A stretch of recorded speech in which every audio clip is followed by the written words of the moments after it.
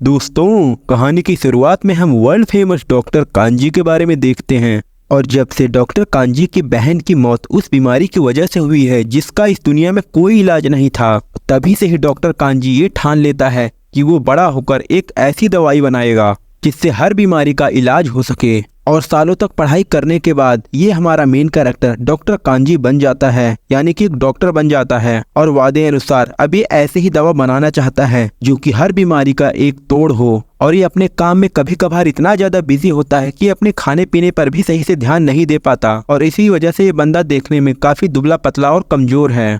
एक दिन ये बंदा काफी ज्यादा थका हुआ था, तो ये सोचता है ये 40 मिनट का रेस्ट ले लेता है। तो ये 40 मिनट का अलार्म लगा के सोफे पर सो जाता है, लेकिन 40 मिनट बाद भी इसकी आंखें नहीं खुलती। इसका मतलब कि ये बंदा मर गया।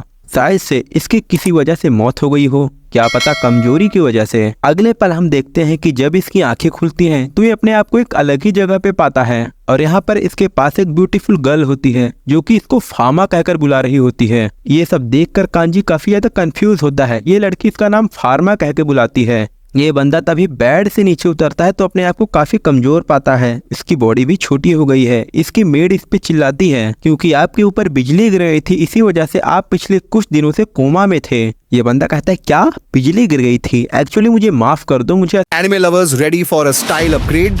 हमारे पास है coolest collection of T shirts, hoodies और जैकेट्स जो तुम्हारे फेवरेट एनिमे कैरेक्टर्स को ले आते हैं जिंदगी में। Top quality prints, amazing designs और परफेक्ट फिट जो तुम्हें स्टैंड आउट बना। अब अपने एनिमे पैशन को स्टाइल में दिखाने का बेस्ट टाइम है ये। वीडियो डिस्क्रिप्शन में लिंक चेक करो और अपनी फेवरेट मर्च ग्रैब करो। सब कुछ याद नहीं है। ये मेड इसको एक मिरर दिखाती है। ये बंदा देखकर सोचता है ओए ये तो मैं हूँ।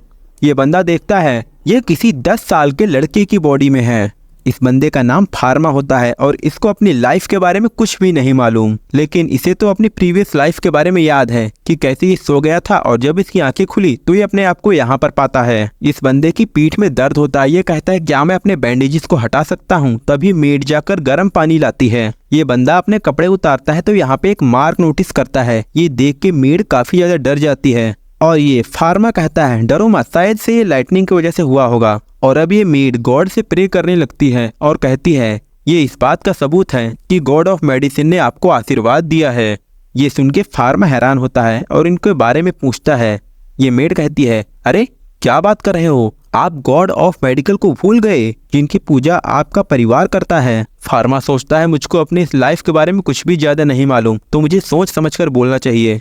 तो ये मेड से कहता है तुम क्या मुझे सब कुछ विस्तार से बताओगी क्योंकि मैं थोड़ा कंफ्यूज हूँ। वो मेड सबसे पहले इसको अपना इंट्रोडक्शन देती है और कहती है मेरा नाम लोटे है। और अब इसको पूरा महल घुमाते हुए बताती है कि आपकी फैमिली एक रॉयल फार्मासिस्ट है जो कि रॉयल के लिए यानी रॉयल फैमिली के लिए मेडिसिन बनाती है। और अब ये इसको कुछ फैमिली फोटोज भी दिखाती है और बताती है कि किस तरह आपकी फैमिली मैजिक में भी काफी अच्छी है। ये बंदा कहता है मतलब क्या सच में मैं भी मैजिक यूज कर सकता हूँ?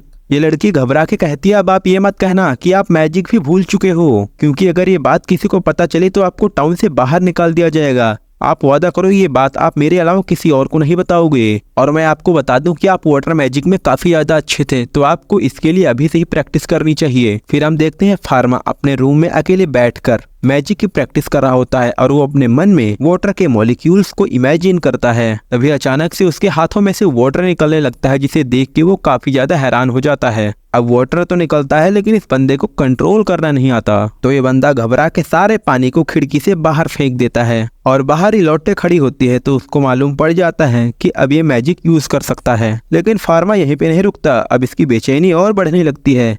ये और मॉलिक्यूल्स को इमेजिन करता है और कुछ इस तरह और प्रोडक्ट्स भी निकालता है और दूसरे हाथ से उनको इरेज भी कर रहा होता है। अब लौटे फार्मा को लाइब्रेरी में लाती है और कहती है कि आप यहाँ पे रखी हुई सारी किताबें पहले ही पढ़ चुके हो। और फार्मा इसमें से एक किताब निकालता है और ना जाने कैसे मत पूछो पर ये इनको पढ़ पा रहा था क्योंकि यहाँ पे इनकी लैंग्वेज दूसरी है। अब इसके बाद ये बंदा फैमिली डिनर पे जाता है तो यहाँ पे इसके डैड कहते हैं तुम्हें देखकर अच्छा लगा बच्चे, तुम ठीक हो चुके हो, लेकिन वादे के अनुसार अब मैं तुमसे कुछ सवाल पूछूंगा। जिस पे उसकी मदर कहती है अभी अभी तुम्हें ठीक होके आया है, आप इसे थोड़ी देर बाद सवाल पूछ लीजिएगा। फार्मा कहता है नहीं, ऐसी कोई बात नहीं है, आप सवाल पूछिए। और इनके सभी सवालों का जवाब हमारा मेन कैरेक्टर काफी अच्छे से दे देता है, स्मूथली। इसके डैड कहते हैं अब तुम ठीक हो चुके हो तो तुम अपनी ट्रेनिंग भी स्टार्ट कर सकते हो। ट्रेनिंग का नाम सुन के कंफ्यूज तो हो जाता है, पर ये बंदा हाँ कर देता है, क्योंकि अब इसे क्या मालूम कौन सी ट्रेनिंग। अब ये बंदा अपनी पर्सनल ट्यूटर एलन से मिलता है, जो कि इसे मैजिक सिखाती है। दोस्तों, इसकी एलन ट्यूटर को देखते ही शक हो जाता है, क्योंकि फार्मा जो कि पहले ढंग से बिहेव तक नहीं करता था, ये काफी ज्यादा काइंड हो चुका है। और वो बताता है कि लाइटनिंग की वजह से उसकी मेमोरी फ्रीज हो चुकी है, इस वजह से उसे कुछ ज्यादा याद नहीं है।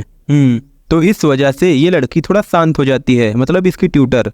अभी इससे डिवाइन आर्ट के बारे में पूछती है, लेकिन इस बंदे को तो डिवाइन आर्ट के बारे में कुछ भी नहीं मालूम, तो ये इसको डिवाइन आर्ट के बारे में बताती है। अभी इसको एक रिवर के किनारे ट्रेनिंग के लिए ले जाती है और कहती है चलो फटाफट अपनी मैजिकल स्टिक निकालो। लेकिन इसे तो मैजिकल स्टिक के बारे में कुछ भी नहीं मालूम, तो ये सोच समझ कर कह देता है कि आज ये नहीं लाया। तो ये कहती है चलो मेरी मैजिकल स्टिक ले लो, लेकिन इसको मैजिकल स्टिक देने से पहले ये इसको एक बार डेमो करके दिखाती है, ताकि ये थोड़ा सीख सके। और उस डेमो को देखकर ये कुछ ऐसा मैजिक करता है जिसे देखकर ये लड़की घबरा जाती है, और ये काफी खतरनाक मैजिक था, इस वजह से इसकी ट्यूटर घबरा जाती है। अब इसके मैजिक को नापने के लिए, चेक करने के लिए ये इसको एक और छड़ी देती है, जो कि मैजिक यानी कि माना को मेजर करता है।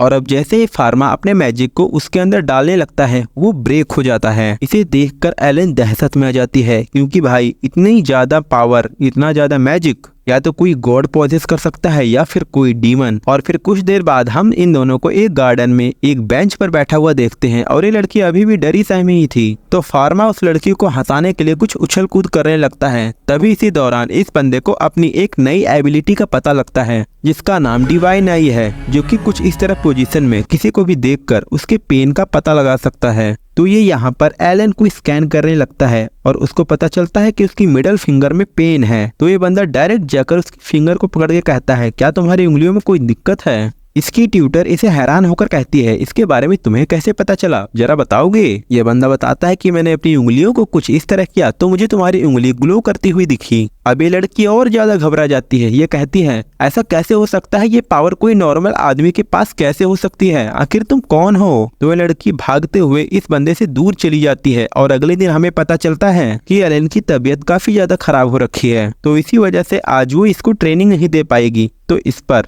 फार्मा के डैड फार्मा को एक मेंशन देते हैं और कहते हैं इसे जाकर उसको दे आओ। तो फार्मा अब मेडिसिन को लेके एलन के घर पहुंच जाता है, और वहां पे जाकर ये बंदा मेडिसिन को देखता है, तो इसे पता चलता है ये मेडिसिन कुछ इतनी ज्यादा इफेक्टिव नहीं है। तो ये अपने मैजिक की मदद से उस मेडिसिन में थोड़ा चेंजमेंट करता है, जिससे वो ज्यादा जल्दी ठीक हो जाए। और फिर हम एलन को देखते हैं, जो कि फार्मा से बचने के लिए फुल टू फुल प्रोटेक्शन में है। वो कहते हैं क्या तुम मुझे मारने आए हो। ये बंदा अपना हाथ ऊपर करते हुए कहता है देखो मैं तुम्हें मारने नहीं आया। एलन पूछते हैं तुम मारने नहीं आए हो तो तुम क्या करने आए हो। फार्मा कहता है मेरे फादर ने ये मेडिसिन भेजी है और इसमें मैंने भी कुछ ऐड ऑन कर दिया है। ये सुन के लड़की डर जाती है और पागलों की तरह बिहेव करती है, क्या तुमने मुझे मारने के लिए इसमें जहर मिलाया है। एलन को इसकी बातों पे भरोसा नहीं होता। ये कहता है देखो आप मेरी टीचर हो, मैं आपको नुकसान क्यों पहुंचाना चाहूंगा, आप इसको खा लो, आपको मुझसे डरने की कोई जरूरत नहीं है। और अब वो उसके हाथों में कुछ फ्लावर्स देके वहां से चला जाता है।